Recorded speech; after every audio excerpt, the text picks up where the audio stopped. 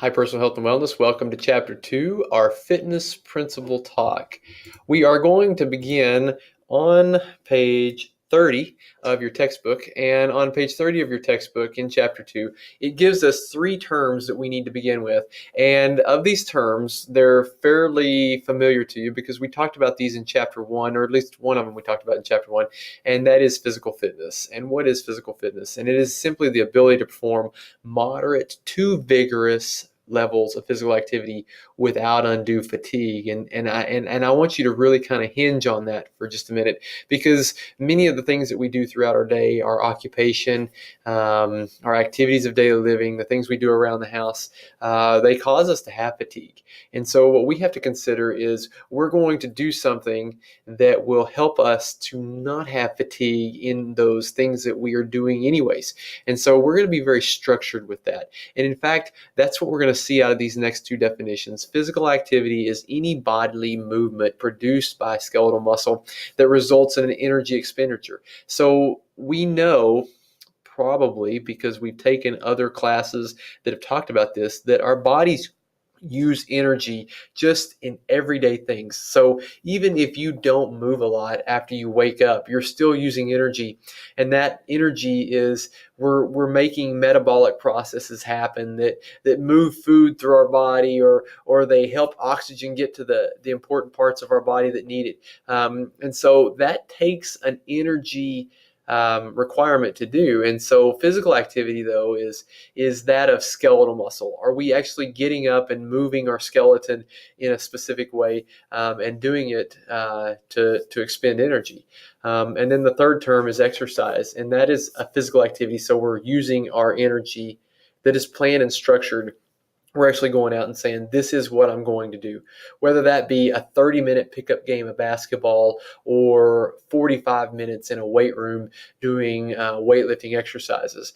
There's some kind of a plan or structure there, and it meets the means that make an end, and they're valuable, they're worthy, they have a component that really attaches to something. And through the principle of specificity, we're going to see that and how that works. On our next slide, it talks about health-related components, and these are the components that we see that attribute to fitness. And so I'd like to start up here at the top. What is cardiorespiratory endurance? And that is how our heart and lungs are responding to an activity. And this kind of is one that most of us can understand pretty commonly, because we've done some type of activity, whether that be walking, running, lifting weights, running from the dog that's chasing us. But we know that our heart starts pumping, we start getting labored with our breathing, and that happens to tell us about our cardiorespiratory fitness. And that is something we're going to address more in Chapter 4. The next two here, muscular strength and endurance, that's where we're going next in Chapter 3. And that is our muscles' ability to exert force. And then in endurance, it's our ability of that muscle to exert force with repeated contractions. And so there are some concepts about those components that we need to kind of dive deeper into, and we're going to do that in Chapter 3. But in the meantime, let's cover this as well, and that is flexibility. And most of us have some value of what our flexibility is, because you've been challenged to reach down and touch your toes, and if you can do that, or if you ever could do that. And so we understand what flexibility in our muscles and our joints are, and we're going to do that in Chapter 5. But this last thing here is maybe a new term to you, and that is body composition. And that tells us the percentage of lean mass of our body to the fat that is in our body. And so you can find that definition over on page 32. And it says that it refers to relative amounts of fat and lean tissue in your body. And what we're looking at here needs to be considered a very global perspective. And so in my next slide here, I'm looking at how body composition is kind of an overarching component out of all of those. And it is made up by the amount of time that we spend doing things aerobically, muscle strength and endurance wise, as well as the very small thing, mobility there. And I'm going to bring this same picture up later, and hopefully I can make this make sense to you, that these components listed here are bigger in the circle here, a little smaller circle here, and the smallest circle here. And what we're seeing here is a trend that is supported by the American College of Sports Medicine as well as the American Heart Association that says if we want good body composition, if we want good health, then we need to spend most of our days doing something aerobically, and that is like walking, running, cycling, swimming, and then a few less days than that, but still multiple days of the week, we need to spend time doing some muscle strength and endurance, and that is here in this circle here. And then a couple of days a week, even less than that strengthening, we need to do something for our flexibility. And some of these can overlap and be the same days in the same times even. And hopefully as we look at this, you'll kind of take an appreciation for that. So we have some principles of fitness, and I really want you to understand something before we go forward, and that is what the definition of a principle is. And when I say principle, I'm not speaking of the guy or gal who's in charge of your school. I'm talking about a fundamental truth or proposition of a concept. And so a principle of you being a college student is, if you're going to be a successful college student, a principle of that will be you're going to have to study. And some of you just kind of took a breath and said, oh my goodness, he's going to get into that lecture, but I'm not. What I do want you to understand though is what a principle of fitness is, and I'm trying to relate that back to something that you do probably very commonly. And so I've got 6 principles here, and the first one is overload, and it is found on page 33, and it says that the overload principle states that in order to see improvements in your physical fitness, the amount or dose of training you undertake must be more than you're used to. And that is, if we're used to doing squats, and we're doing body weight squats, an air squat where we're putting our hands above our head, we're doing air squats, that's awesome. But you can do a lot of those probably. And the only way that we can truly make fitness is eventually we have to overload the load. And that means we're going to have to increase the weight of what we're lifting. And so to do that, you're going to have to add weight to your body. Well, you don't always want to add weight by eating more food. You want to add weight by literally adding weight with weights or resistance training. And we're going to talk more about that in chapter 3. Progression is simply a part of overload. And progression says that we need to gradually increase training programs, intensity, frequency, duration, all those things that we're going to talk about here in just a little bit. We have to progress them. And we have to do that with care, because if you go too much too fast, you're going to succumb to injury. But if you don't do enough of it, you're going to really stall out and not have any true gains of value. And so we have to consider, what does that progression look like? And it's very individual. The next principle that I want to hit is specificity. And specificity says that to get certain goals to happen, to get certain adaptations to happen, then we have to use certain demands, and they need to be specific to the goal. A great example of this is going to be when we talk about muscle strength and muscle endurance. Both of these are components of health and of muscle performance, but they are acquired by very different styles of resistance training. And I don't want to go too fast, too quickly yet, but I want you to understand that things that we do need specificity added. And we're going to see that play out a lot as we talk through chapter 3 and chapter 4. Reversibility is simply this: if you don't use it, you lose it. And so we see this happen very much with high school athletes who finish high school and they leave high school, and suddenly they're no longer able to do all of those active things that they used to do. They can't run a mile in 6 minutes like they used to, or they can't bench press 315 pounds because they haven't been doing it since high school. And so it's hard on them But once they learn that they can get back to that point, they're very happy, and some of them actually follow through and do that. But what we know is that the human body, if it no longer needs those adaptations, then it's going to let them go. It's going to adapt the other way. And because we don't make demands on it, it's just simply part of the way the human body reacts.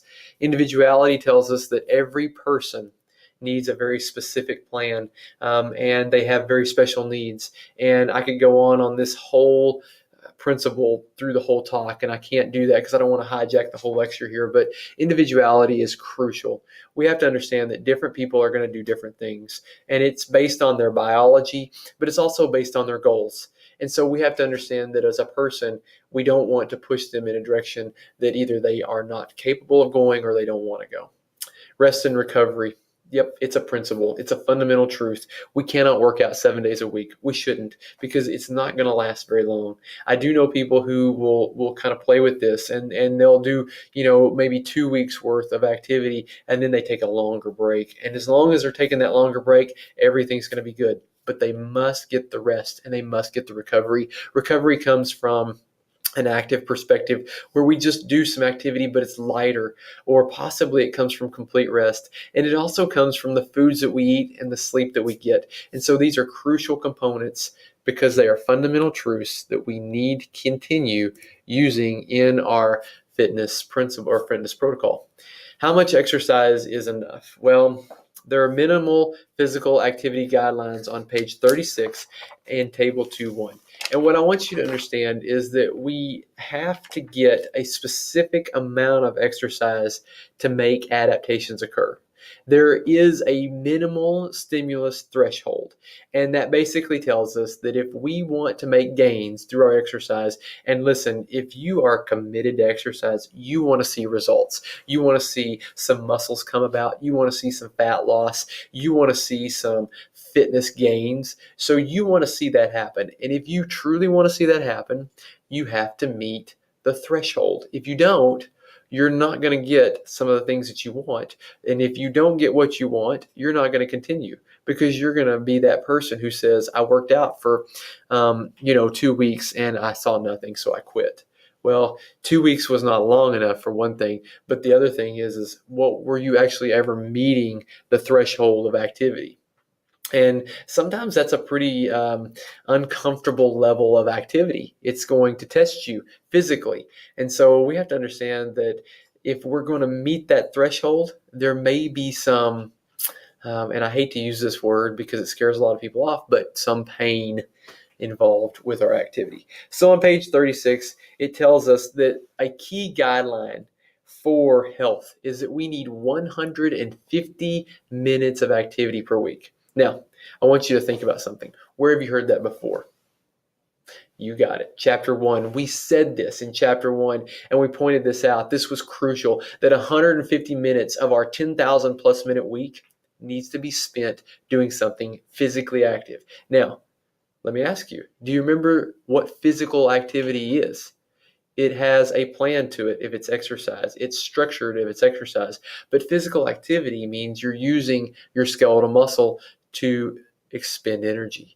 And so I'm asking you now, are you doing something with your skeletal muscle, and are you planning it, or are you making it a plan to do? If you told me that you guaranteed me that you walk your dog for over 150 minutes a week, I would tell you you're on a good spot. You're doing the things that our textbook says are key guidelines for health.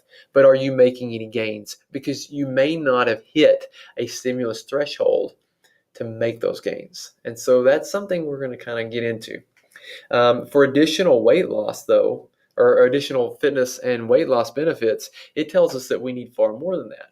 In fact, it doubles it and says that we need 300 minutes of moderate intensity exercise. But we could do 150 as long as it's vigorous. Did you see that? Vigorous. And that's a different intensity level. And so we have to learn how to quantify that.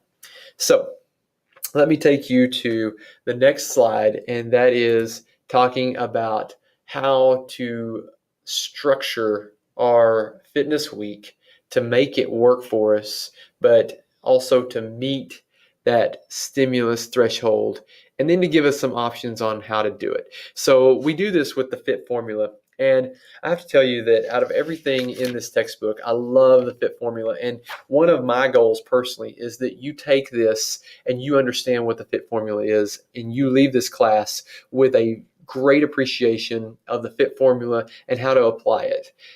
If you can't do that, then I don't feel like I've done my job. So the FITT formula is on page 38. We're going to use the FITT formula here as well as into chapter 3, 4, and then even to 5. So the FITT formula is an acronym, and it tells us 4 things. First of all, it tells us frequency, or how often should we do exercise. The I in that is intensity. Intensity is how hard should I exercise. The first T is time. How long should I exercise? Like per session, how long should I exercise? So how long is that going to last? And then the type. That is the mode, or what kind of exercise are we going to use. And you know what? We can do a lot of different exercises. Do you know what the very best exercise in the world is? Well, it's the one you enjoy doing, because it's the one you will do. And so if you really enjoy riding bikes, then by all means, apply this to riding bikes and go ride bikes. Do it. It's a wonderful exercise. In fact, you're looking at the seat of my bike in the camera view right behind me. And I love my bike, and I do get on my bike as much as I can. So that was a sorry side note. Apologize for that. Figure 2.4. Let's apply the FITT principle. On the bottom of page 38, you see figure 2.4, and it tells us that for cardiorespiratory endurance, we're going to call that aerobic conditioning. That is riding a bike or walking or running. We need to experience that 3 to 5 times a week. And so right now I want to tell you this. This is an exact example of looking at this slide right here. And do you remember when I said to get a good body composition, we need to spend most of our days right here aerobically? Well, here it is in black and white, or actually in color, in blue, to be honest, and on page 38. And we see that 3 to 5 days a week is what we need for good health. And then we look at intensity. Well, with intensity, what I understand about intensity is how hard. And so I look and it says that my intensity should be moderate or vigorous intensity. And you're saying, listen, I don't know what that means, because that's not very measurable. And I would tell you, you're exactly right. And so in chapter 4, we're going to look at very specifically how to make that measurable. But your intensity, how hard you're working, well, it should be somewhat hard. And if it's not, then you're not doing enough. You've not met your minimal stimulus threshold. How long should we work? What's our time? It should be around 20 to 60 minutes. And that's very doable. And I hope that in chapter 4, we give you some ideas of how to do that. But I will tell you that personally, if I can't get out on my bike for an hour, I'm just not going. And that, in most cases, is what takes away my bike riding time. And then I will tell you this, if all I have is 45 minutes, I'm going to jump out there on a run, because I can get a lot more done calorically, expenditure-wise, and get my value for that. And so hopefully in chapter 4, again, we can kind of prove a little more of that. Let me go now to the next one, and that is muscle fitness. And in muscle fitness, we're talking about how to build strength or how to build endurance. And it tells us that we need to participate in this 2 to 3 days a week. Well, look back now at my picture of the circles. Body composition is made up of these 3 components. And so aerobic, that was our cardiorespiratory endurance. And now we see 2 to 3 days a week, we need to be involved with muscle, strength, and endurance activity. And what is that? That's going to the gym. Possibly not. Maybe that's doing body weight exercises, or having your own stuff in your home. Or maybe that's going to CrossFit. There are a lot of ways we can elicit a strength and endurance of muscle response, but we need to do it 2 to 3 days a week, and it needs to be non-consecutive days. That's one other thing that we know, is that we need that rest and recovery principle applied. And so to get that, we get that by intersecting those days and making a rest day in between. It says that we need to be working 50 to 80% of our 1 rep max. And when we talk in chapter 3, I will bring that more to your understanding. But a 1 rep max tells us about our muscle strength. Something like a 20 rep max tells us about our muscle endurance. And so we look at that and we understand that there is some specificity applied. And then real quick, I want to do this. Flexibility, 2 to 3 days a week. I've got it written down here as mobility, and even less than the strength and endurance. But it does play an equal part of as far as how many days a week we should participate in this into our body composition. So that being said, let's talk about safety. Safety should be number one on your list when you are considering exercise. And the reason why is because you don't want to go and do an exercise and get hurt. And if you've ever been a part of exercise, you know that that can happen. Do you remember in chapter 10, though, the very handsome young man dressed in a white coat, and we presume that he was a cardiologist? And I opened that chapter by saying this: it is better to see an orthopedic doctor than to ever go to a cardiologist. It is. I would tell you that you're going to get hurt doing exercise. It's probably going to happen. I just 2 years ago wrecked my bike on my road in front of my house, coming home from a bike ride, and I broke my clavicle, and that cost me some money in medical bills. And while I did not like having to go through the whole ordeal, the benefits of my bike riding have far outweighed the one time I had a little mishap on my bike. And I would tell you this, that I've had some injuries running. Not many of them have ever cost me money, but it's probably because I do work in physical therapy as well as sports medicine. So those are things I can take care of myself. But I treat a lot of people who are runners and they get injured. It happens. But we have to consider very specifically how to avoid injuries when we can. First of all, safety starts with a warm up. We're going to get those muscles supple and ready to do the exercise we want to do. I'm going to give you a video later in chapter 4 about a dynamic warm up. I'm sorry, in chapter 5 about a dynamic warm up. I hope that you watch that and you really understand what a dynamic warm up should look like. This video that will give you specific things you can do for upper body as well as lower body to get ready for exercise. The next thing we need to do is a cool down. A cool down is just simply taking some time to let that blood leave those muscles, get back into circulation, and kind of let your heart rate go down before you just cease and then go back to doing whatever it is that you're doing for the day. Notice both of these are around 5 to 10, 15 minutes. So it's on the front end, it's on the back end. You're literally taking your body temperature up and you're literally letting your temperature come down. So maybe the better term for this is a warm up and a warm down. But either way, do it. Make it a part of what you do. It says learn the skill. And next to that, I have this statement. If you want to be rich, you study the life habits of rich people. Well, if you want to be fit, you study the life habits of fit people. You find people. And I want to tell you this. Sometimes people don't like to go out and ask someone for help, especially people who are really good at fitness stuff. I'm one of them. I did not want to go out and ask this one guy to teach me how to ride a bike. I was intimidated. I didn't think he would take time because he was such a high caliber athlete. I didn't think he would take time. But you know what? I found out that just by accident, we ran into each other, and I asked him, I said, would you take me on a bike ride? And he said, sure, I'd love to go on a bike ride.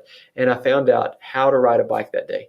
I learned so much, and he continued to teach and to pour into me, and it made a huge difference for me.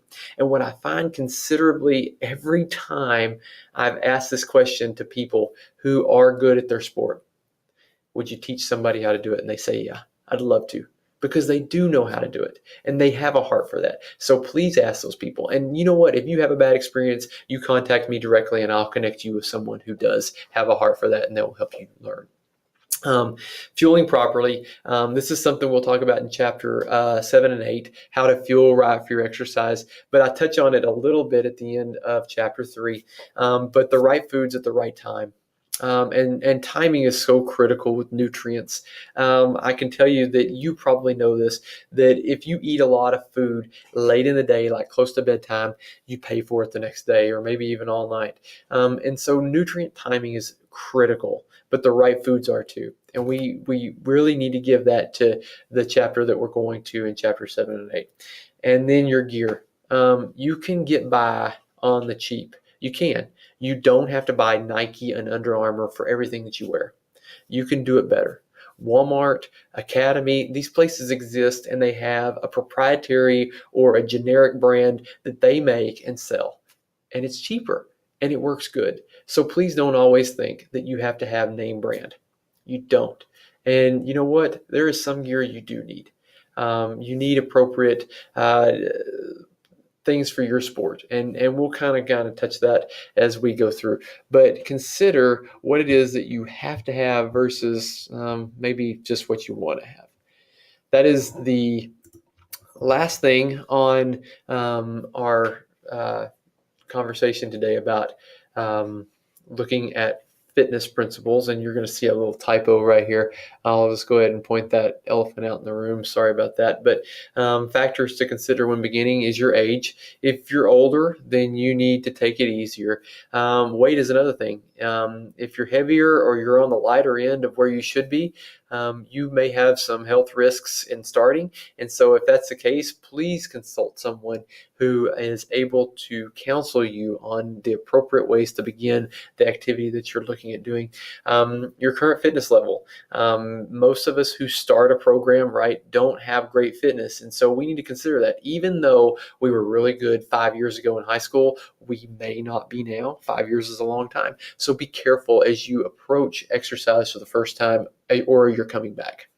And then if you have disabilities, you may need some modifications. That's okay. Consult a good athletic trainer, physical therapist, chiropractor, exercise specialist, personal trainer. I'm just trying to think of anybody I can and say, hey, look, how could I do this and be safe?